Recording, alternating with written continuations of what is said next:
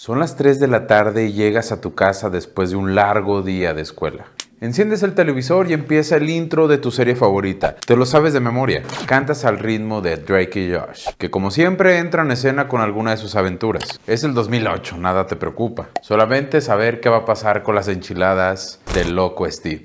Muchos de nosotros crecimos riéndonos con las situaciones hilarantes que veíamos en nuestro programa favorito de Nickelodeon. Disfrutábamos día con día sin darnos cuenta que algunas de estas escenas eran realmente perturbadoras e inapropiadas para los jóvenes que las realizaban. Y nunca nos enteramos de otros secretos turbios escondidos detrás de las luces y los reflectores. Y esas típicas risas enlatadas. Es por eso que el día de hoy te invito a acompañarme en este viaje que estoy seguro que va a destruir tu infancia y la mía. Bienvenidos al lado oscuro de Nickelodeon. Estos Perturbados, yo soy Manu, comenzamos. It's gonna take some time to realize.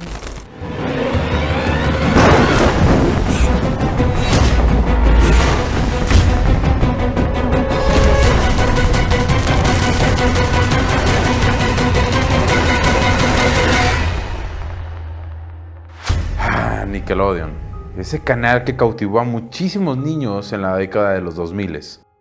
¿Cómo olvidar aquellas tardes acompañado de tus series y caricaturas favoritas? Como Sabrina la bruja adolescente, la viejita, no la nueva, La vida moderna de Rocco, los Rugrats, iCarly, Hey Arnold, Bob Esponja y muchísimos otros.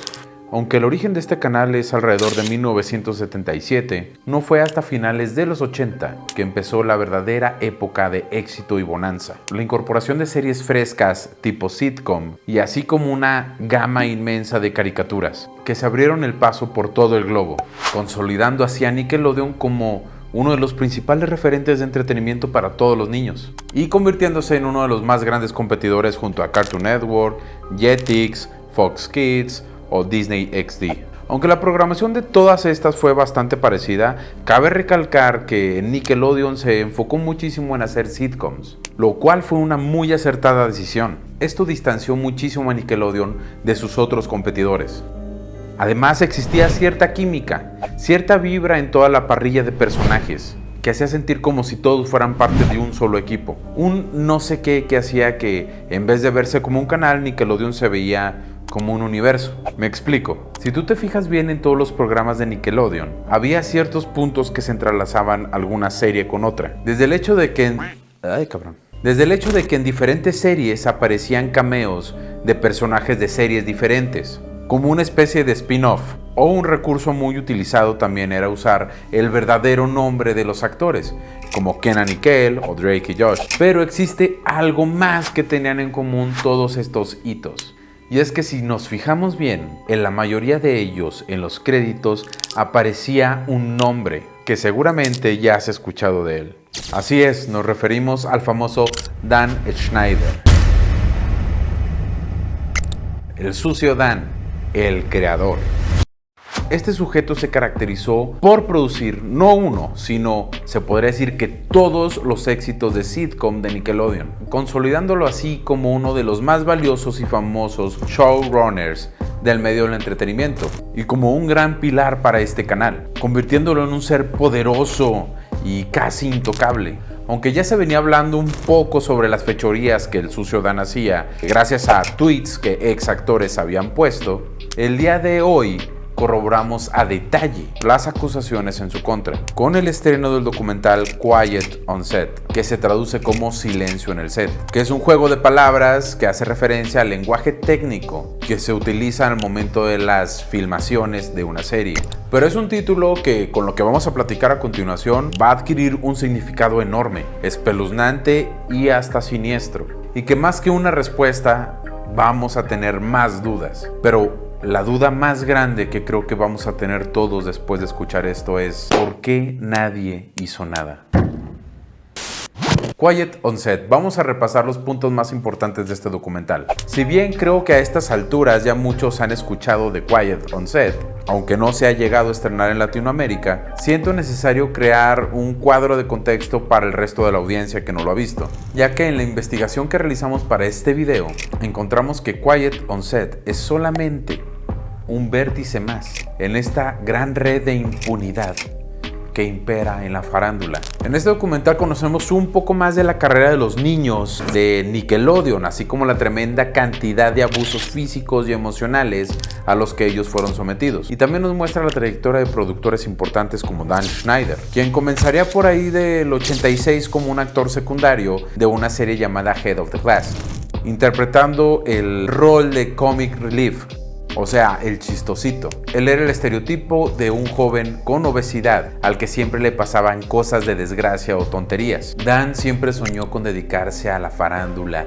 a la televisión, al espectáculo, y esta serie, aunque lo catapultaba en algo importante, para él era poca cosa. Así es como empezó a buscar avanzar.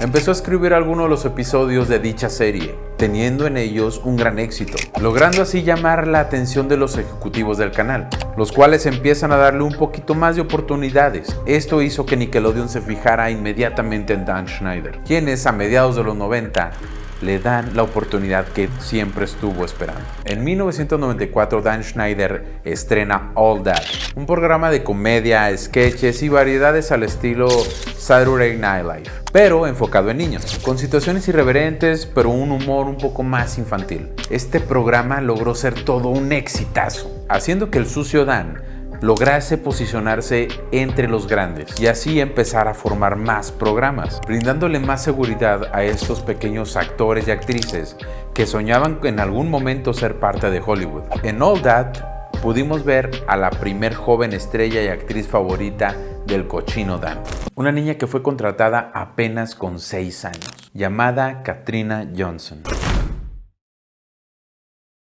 quien siempre había destacado por su personalidad y su talento, y además de cierta predilección de Dan y sus secuaces, de los cuales hablaremos un poco más adelante, quienes a manera de coaching actoral escondían sus sucias y puercas intenciones.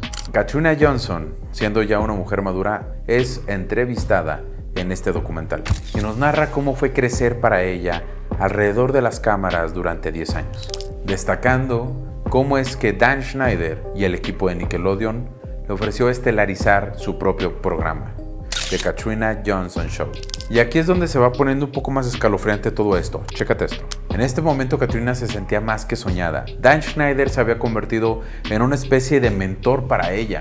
Permanecía todo tiempo a su lado. Y aquí es cuando Dan y todo el equipo asisten a un espectáculo en el que la menor participaba con un acto artístico, una especie de show de talentos. Con la excusa de ir a apoyarla, todos estos sujetos fueron a verla. ¿Qué piensas de un montón de sujetos que van a ver a una niña? Pero aquí es donde entra a escena la persona que por mucho guarda una turbia relación con todo esto. Su nombre, Amanda Bynes, quien fuese en ese momento una niña muy talentosa, destacando su personalidad y su forma muy peculiar de manejar la comedia, algo que solamente podías ver en un estandopero profesional. Y así fue como los ojos de la bestia, del creador, cambiaron de objetivo. Inmediatamente invitaron a Amanda a formar parte de All That. Esto le aportó un nuevo aire al show y empezó a robarle el foco de atención a Katrina Johnson. En el documental se narra un hecho importante cuando reciben una llamada de atención por parte del equipo de la producción de All That, los cuales le decían a los padres de Katrina que su hija, en este momento ya una preadolescente, que estaba en pleno crecimiento, estaba subiendo de peso y que no podían tener una chica como ella de protagonista. Incluso narra con pavor y desprecio esta parte, pues es algo completamente irrisorio, aunque en ese momento, hace más de 20 años, parecía algo completamente normal. Y la excusa fue que ya tenían en el programa una chica con esas características, con sobrepeso y chistosa. Fíjate muy bien en todas estas estrategias psicológicas de coerción. Katrina cuenta con remordimiento cómo se sintieron acorralados por esta situación, alejándose de a poco en poco de los reflectores hasta que desaparecieron. Cabe destacar que para estas fechas también existió otro caso puntual que hay que mencionar.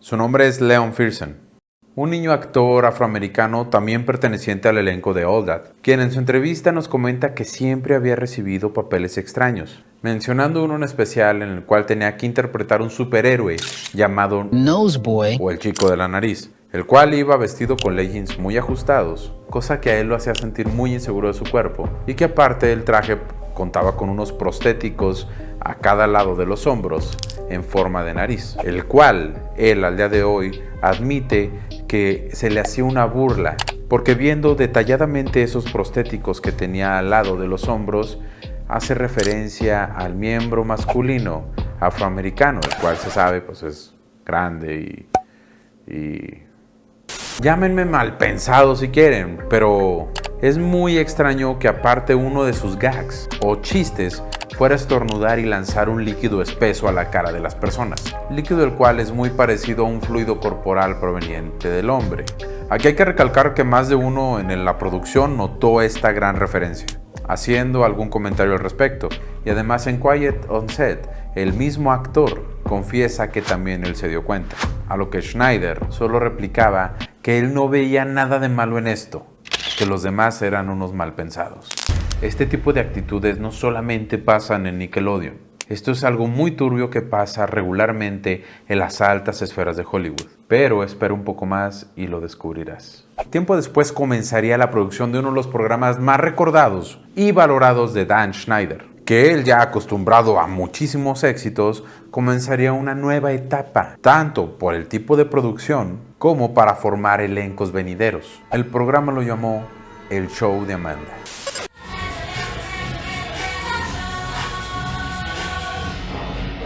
Protagonizado por Amanda Bynes, esta pequeña niña de la que ya hablamos, la cual podía hacerse notar estos típicos símbolos de manipulación psicológica. Si ponemos atención, el solo hecho de darle un programa estelar a una niña con su nombre, no solamente la coaccionaría a ella, sino también a los padres, viendo en eso la oportunidad de solventar sus necesidades económicas. Aunque cabe recalcar que los padres de Amanda siempre fueron algo inestables y poco amorosos con ella, en especial su padre, con el cual tenía una relación muy difícil. Aquí podemos ver una bandera roja más, y es que estudios de este tipo de casos corroboran que una mala relación con los padres de los niños probablemente desencadenen en que ellos sean un poco más vulnerables para este tipo de personas, para estos depredadores. El show de Amanda fue un éxito, elevando aún más la figura de Amanda y de Dan Schneider, y a la par revelándose un poco más de lo que era este desgraciado, puesto que era muy común verlo muy cerca de Amanda todo el día. Incluso se dice que se encerraban horas y horas en la oficina, para según esto estudiar juntos los guiones y mejorar los diálogos. Nadie investigó nunca qué sucedía, porque se conocía entre todos como un tipo de dogma: nadie molesta a Dan en su oficina.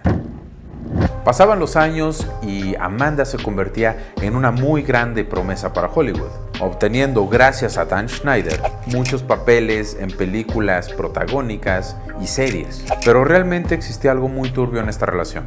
Inclusive se teoriza y se cree que era algo más que una simple amistad, pues Schneider incluso logró incitar a Amanda cuando ella rondaba los 16 años para que buscara una emancipación, proceso el cual la chica comenzó, por lo cual ella se mudó por un tiempo a casa del mismo Dan Schneider, aunque por orden de un juez ella no pudo completar su meta.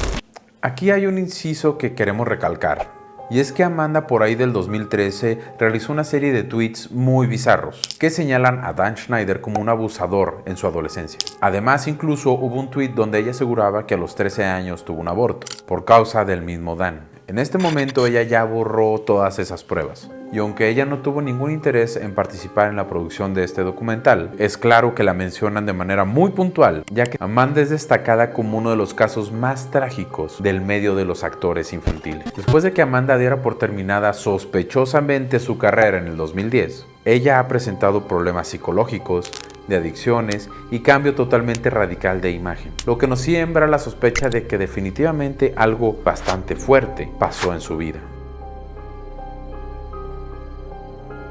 Volvamos un poco el tiempo atrás, a la época dorada de Nick, a finales de los 90 y principios de los 2000. En este momento la demanda de este tipo de producciones con menores crecía y crecía, por cual la producción incitaba a seguir contratando más y más y más niños, tanto extras como actores principales y secundarios. Imagínense tener tantos niños en un lugar. Para coordinar toda esta logística de tanto personal infantil, fue necesario contar con la ayuda de cuidadores y entrenadores, los cuales eran adultos y se encargaban de los ensayos y los preparativos para cada escena. Es aquí donde llegamos a uno de los puntos más turbios de este documental. Nos presentan a Brandy, una niña que en esa época tenía solamente 11 años y que formó parte del grupo de actores secundarios de la época. La historia nos la relata su madre, la cual se hace identificar como MG. La madre de Brandy nos cuenta de la emoción que tenía Brandy de ser parte de estos programas y de su sentimiento de culpabilidad por haberla puesto en tanto riesgo. Las reglas del set eran muy claras. Los padres de los niños protagonistas podían permanecer en el set, pero con los extras era un poco distinto, ya que para evitar aglomeraciones se les pedía a los padres que no entraran al set, dejando a sus hijos solamente al cuidado del staff, quienes supuestamente iban a velar por su seguridad. Aquí es donde entra a la palestra el nombre de Jason Hendy, el monstruo. Este tipo se ganó los corazones de muchísimos padres. Contaba con un carisma espectacular, tanto así que le permitían tener números y correos electrónicos de los niños, en especial de Brandy, quien al principio parecía haber entablado lo que supuestamente era una pequeña amistad. Con la excusa de la organización de sus llamados, se mantenía en constante comunicación con ella. Su madre, MG, nunca notó nada extraño. Los correos no parecían nada del otro mundo. Pero un día, MG notó a su hija triste y cabizbaja. Le preguntó qué pasaba y su hija corrió inmediatamente al cuarto, cerrando la puerta sin dar ninguna explicación. Al momento de que ella decidió investigar lo que pasaba, encontró algo que la dejaría atónita. Este hombre le había mandado a Brandy por correo electrónico una fotografía de él totalmente desnudo, tocándose. Recordemos que Brandy era una niña de 11 años. Horrorizada, MG saca inmediatamente a su hija de la producción, pero no llegó a interponer una denuncia formal debido a que ella sentía un gran sentimiento de culpabilidad, puesto que ella era la misma persona que puso en riesgo a su hija. Sin embargo, al poco tiempo el FBI llegó a comunicarse con ella, puesto que habían recibido una denuncia por abuso a menores, inculpando al mismo asistente. Lo que encontraron fue ensordecedor. En su poder, el tipo tenía miles de fotografías y videos de, niños, además de un diario que contenía con lujo de detalle sus pensamientos más retorcidos y profundos, aceptando de forma abierta que él era en realidad un perro. Pero lo más inquietante también era que él contaba con varias bolsas tipo Ziploc, etiquetadas con nombres de niñas de la producción, las cuales tenían alguna pertenencia de cada una. Por ejemplo, mechones de cabello, inclusive ropa interior, destacando la de Brandy, la cual contenía correos impresos que ellos se mandaban. Aquí la cosa se está poniendo muy densa. Aunque las pruebas en su contra eran más que suficientes para encerrar a este cabrón de por vida, el tipo solamente llegó a recibir una pena de 6 años, simbrando así el primer caso confirmado de abuso infantil en Nickelodeon. Pero lo peor apenas está por venir. La sala de entrevistas en el documental se encuentra a oscuras y podemos reconocer una silueta muy conocida. Aparece entre nosotros el buen Drake Bell, una de las celebridades más ominosas de este canal. Esta, sin lugar a dudas, es la entrevista que cava la tumba de Nickelodeon, ya que Drake está a punto de revelar uno de los secretos más perturbadores y más celosamente mantenidos en secreto por muchos años. Él comienza relatando su entrada a Nickelodeon a una edad muy temprana y cómo él poco a poco fue siendo el protegido de uno de los asistentes en la etapa de producción de uno de los shows que más lo catapultó a la fama, titulado Drake y Josh, aproximadamente en el año 2003. En esta época, mis queridos perturbados, en serio que todo se va al carajo. No sé ni cómo demonios pudieron permitir todo esto. Verdaderamente, como diría el buen Alexis, está cabrón. Este desgraciado llamado Brian Peck, el asistente, uno de los acólitos de Dan Schneider. Este sujeto se llega a acercar a Drake con la excusa de darle asesoría de diálogos, lo que siempre dicen, y entrenamientos de actuación, además de tomar su rol como manager. Se fue ganando poco a poco la confianza de Drake, a pesar de que Joe Bell, el padre de Drake Bell, nunca confió en él. Joe Bell siempre estuvo al pendiente de esta relación, pues sentía que Brian Peck era demasiado engorroso con Drake, al grado de, en varias situaciones, llegar a tener discusiones fuertes con el mismo Brian Peck. Sin embargo, este tipejo fue alejando poco a poco a Drake y a su padre, con la excusa de que el señor Bell solamente quería a Drake para su fama. logrando convencer a Drake Bell de dejar a su padre de lado y haciendo que la madre de Drake Bell tomara el papel del manager, la cual se vivía muy lejos del set, lo cual para Brian Peck estuvo de maravilla, pues así convencía a Drake de quedarse en diferentes ocasiones a dormir en su casa. Pero vamos a regresar un poco. ¿Quién demonios era este pervertido, este maldito desgraciado? Él salió en el programa All That como un personaje muchas veces bastante perturbador, el cual se hacía llamar como Pickle Boy o el chico de los pepinillos, el cual solamente estaba random ahí y entraba con una gran charola de pepinillos y se los daba de comer a los personajes, chiste el cual en realidad fuera de contexto es muy extraño, y donde en un capítulo en especial Brian Peck le da uno de los pepinillos a uno de los protagonistas pasándolo por un agujero en una pared. Obvia referencia a un... Bueno, no sé si no lo conocen, no lo googleen, así déjenlo. Digamos que son cosas de adultos, que no deberían de estar en un show para niños, ya que para nosotros en Perturbados lo que realmente confirma la retorcida mente de este desgraciado era que él era un íntimo amigo de nada más y nada menos que John Wayne Gacy.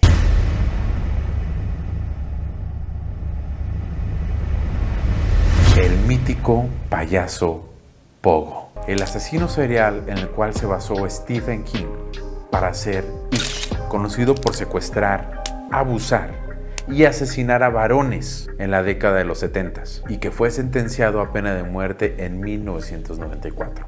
Esto no es una broma, Brian Peck presumía con alegría a toda la gente que iba a su casa, incluyendo chicos del elenco, las cartas que le mandaba este payaso Pogo y algunas pinturas y autógrafos. Es obvio que todo el equipo de dirección sabía esto, sin embargo, y a las pruebas me remito, había o hay una gran red bien entramada de protección a los abusadores de estas industrias. Pues verán, volviendo al caso de Drake, nos cuenta que ya ha pasado el tiempo de alguna de las ocasiones cuando se quedó con Brian a dormir. Al despertar por la mañana, un día encontró algo muy perturbador, Brian Peck sobre él tocándolo de una manera inapropiada, por lo cual Brian simplemente pidió disculpas y decía no saber lo que había pasado. A todo esto los abusos continuaron, ya que el tipo se las ingeniaba para que de alguna forma Drake terminara en su casa y ahí volviera a comenzar todo. Aquí cabe recalcar lo que pasa por la mente de un joven, de un niño que está siendo agredido de esta manera. Y es que poniéndonos en los zapatos de Drake, solamente imagina lo difícil que puede ser para él que tu trabajo dependa de un tipo que prácticamente está destruyéndote poco a poco. Además de la vergüenza y la revictimización, el miedo al que dirán y el miedo a quedarse en la calle. Simplemente estos sentimientos acorralaron a Drake, sumiéndolo en un círculo de abuso de sustancias y una gran depresión. Intentó muchas formas de alejarse, inclusive en este tiempo Drake tuvo una pareja, la cual le servía como una coartada para alejarse de este maldito depredador, lo cual provocó la ida de Brian Peck, para que al final, después del hartazgo y con la ayuda de profesionales y su mismo padre Joe Bell, pudiera interponer una denuncia anónima a Brian, convirtiéndolo así en otro de los casos más perturbadores de abusadores de Nickelodeon. Pero esto solo nos demuestra lo bien que estaban conectados esta clase de alimañas, ya que solo cumplió una condena de 16 meses, porque muchos actores, productores e incluso directores de Nickelodeon salieron a la defensa de Brian Peck. Para esto, por otro lado, Dan Schneider, no sé si astutamente o de verdad, se acerca a Drake brindándole su apoyo, a mi juicio de manera hipócrita, para hacerlo quedar como el héroe de la película. Lo más indagante es que después de todo esto, Brian Peck sale libre y consigue instantáneamente trabajo en otra serie que en realidad fue muy famosa, Zack y Cody, gemelos en acción. Para ir cerrando este repaso, solamente quiero mencionar el caso de las escritoras, las cuales trabajaron por mucho tiempo para Dan Schneider, Christy Stratton y Jenny Killian, a quienes Dan humilló y violentó durante muchísimos años, psicológica y económicamente, ya que las ofendía constantemente, tenía actitudes misóginas y aparte les pagaba a las dos juntas el sueldo de una sola. Y atención aquí, porque este tipo de situaciones también son consideradas como unas estrategias de chantaje, estrategias de coerción y de control. Otra más de las actitudes bizarras que los estudios han observado en casos similares de relaciones de poder y sometimiento es la exhibición ominosa de poder, es decir, cuando el victimario despersonaliza a sus sometidos al grado que pasan a ser como una especie de pertenencia material para él, algo así como un ganado. Este perfil, por ejemplo, se ha observado en Kit Raniere, el líder de Nexium, un culto New Age, el cual se caracterizaba por marcar a sus acólitas con brasas al rojo vivo, como se hace con los caballos o vacas. Esto influye de tal manera en la mente de la víctima que llega a borrar su identidad y esperanzas. Díganme aquí abajo si les gustaría un video de esto también. También se ha llegado a ver casos puntuales de asesinos seriales, torturas, vejaciones y maltratos. Y aquí lo podemos observar claramente en las escenas extrañas que Dan obligaba a sus actores juveniles a hacer, destacando también las mismas que él filmaba para su uso personal y que subía a sus redes sociales o a su canal Dan Warp. Te dejo las escenas para que las cheques y me digas qué piensas aquí abajo en los comentarios. Para mí este tipo de escenas son completamente perturbadoras. Si te das cuenta, el tipo siempre trata de molestar a las personas que están en el set. ¿Por qué lo haría? Porque un tipo de 40 años se pondría a molestar a niños de 11, 16 años, obligándolos también a hacer cosas con los pies, las cuales son para mí una referencia a los fetiches que el mismo sucio Dan tenía. Que no tengo nada en contra de las personas que les gusten los pies, eso está bien, no pasa nada. Pero no vas a poner a los niños a hacerlo. Y no vas a hacerlo para tu beneficio, no lo vas a hacer para tu diversión. Y es que este tipo de psicópatas disfrutan de dar señales al mundo de los controladores que son, y es para ellos como una especie de fetiche. Sobre todo para Dan, que tenía un fetiche muy particular con los pies. Con estas imágenes pasamos al siguiente punto. Pon atención, esto seguro te impactará como a mí. A raíz de los tweets de Amanda Bynes y muchísimo contenido online creado al día de hoy, se empieza a visibilizar el verdadero rostro de Dan Schneider, el verdadero rostro de Nickelodeon y el verdadero rostro de la industria del cine y entretenimiento en general, saliendo a la luz más polémicas como la de John Kricfalusi, el cual también trabajó para Nickelodeon, recordando que él fue el creador de la serie Ren y Stimpy y el cual también fue acusado por dos, ahora mujeres, quienes aseguran que cuando ellas eran adolescentes fueron acosadas sexualmente por él, ya que en el igual de los casos anteriores ellas buscaban abrirse un poco de oportunidades en la industria. Incluso una de ellas sostiene que mantuvo una relación amorosa con este sujeto, cuando ella solamente tenía 16 y él 30 años, relación en la cual ella sufrió chantaje, manipulación y maltrato emocional. La defensa de Kricfalusi alega que en esos años el dibujante padecía de diversos trastornos mentales y emocionales. El caso de Chris Savino, creador de The Loud House, también de Nickelodeon, quien fue acusado por varias mujeres por acoso y haber sido hostigadas para tener relaciones sexuales, así como por mandarles fotografías en repetidas ocasiones desnudo, lo cual terminó en una investigación y posterior despedido de la cadena. También se dejó ver el serio problema de violencia de género en otras cadenas de televisión como lo son Cartoon Network, en el caso del creador de Clarence, Skylar Page, quien realizó tocamientos indebidos a la escritora Emily Predich, razón por la cual dicha serie fue cancelada. Y se encontró que Skylar padecía de un leve trastorno de bipolaridad,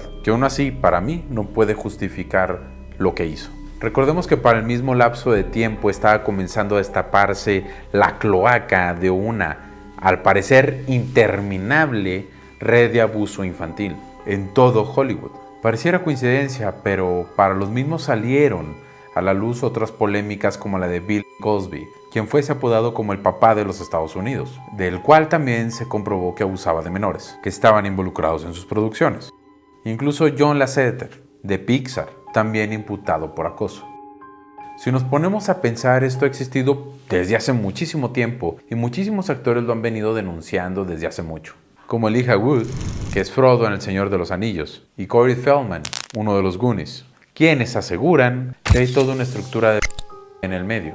Cabe destacar que ellos también fueron niños actores. Ahora imagina todo lo que pasa en cadenas como Disney Channel, que te recuerdo fue el inicio de la carrera de Britney Spears. La nueva y más reciente polémica en torno a Puff Daddy, que al momento de la realización de este video, Puff Daddy está en investigación por el FBI, por acusaciones muy fuertes como la trata de personas, el abuso a menores, tráfico de sustancias y muchísimas otras cosas más, en las cuales se encuentra involucrado gente famosa como Justin Bieber. ¿Recuerdas la canción de Yummy? Seguro algo tiene que ver. Además, no podemos olvidar otros casos de este lado del mundo, como México, como el sonado catálogo de Televisa. y el infame caso de Sergio Andrade. Demasiado parecido también a lo que pasaba en Nickelodeon. Pero ¿por qué esto es tan común en Hollywood, en el entretenimiento, en los niños actores? ¿Será que el poder que sienten los escritores, directores y productores los encamina a cometer este tipo de atrocidades? ¿Hay algo en su mente que detone al dar órdenes que los destape como los verdaderos monstruos que son? Pues hay muchísimos estudios que en realidad arrojan respuestas, como el experimento de la cárcel de la Universidad de Stanford o el experimento de la figura de autoridad de Milgram. Pero eso también es tema para otro video. Ponme en los comentarios si quieres que platiquemos de esto. En la actualidad, las reglas han cambiado, los poderosos ya no son intocables como antes. Cada vez hay más gente consciente del mundo que nos está rodeando. Y hemos decidido no bajar la guardia, descubriendo así las verdades detrás del ominoso mundo de las élites. Pero aún así no deja de ser tan escalofriante lo que salió a la luz, porque estas series formaron parte de muchos de nosotros, las cuales nos regalaron risas, nos divirtieron durante muchísimo tiempo. Y saber que atrás de esta serie, atrás de ese set, había un cerdo, un abusador, un sucio, que solamente pensaba en lo inimaginable con esos actores que nos dieron tantas alegrías. Seguro, esto solamente es la punta del iceberg, y lo que mora bajo la superficie probablemente supere a las más retorcidas de las ficciones. ¿Tú qué piensas de todo esto? La verdad es que al hacer esta investigación, el buen Ray y yo nos metimos en un agujero de conejo muy denso. Abarcamos en este video un poco más amplio las cosas que queríamos contarles para darles el contexto adecuado. Y bueno, para mí este tipo de videos son perturbadores, me dejan con un muy mal sabor de boca, pero sin embargo me gusta también enterarme de las cosas que están pasando en realidad. Quitarnos esa venda de los ojos es necesario. Y el día de hoy, aparte, los invito, amigos, a que se suscriban al canal, a que le den like, a que me comenten aquí abajo muchísimas cosas. Créanme que leo todos los comentarios, me encanta lo que me ponen y soy muy feliz haciendo esta sección del canal. Deseo que tengan un excelente día, amigos, y si saben inclusive más datos al respecto, póngalos aquí abajo. Nos vemos en el próximo Perturbados. Hay escena postcréditos. ¿Conoces a Shirley Temple? Ella fue una de las primeras actrices infantiles de Hollywood. Comenzó su carrera en la década de los 30, a la edad de solamente 3 años. Su vida estuvo llena de dolor e injusticias, puesto que al comenzar tan temprano en una industria tan terrible, fue casi como una esclava para los ejecutivos que controlaban su carrera. Y quiero que veas esta escena, escenas reales, de las primeras películas protagonizadas por ella.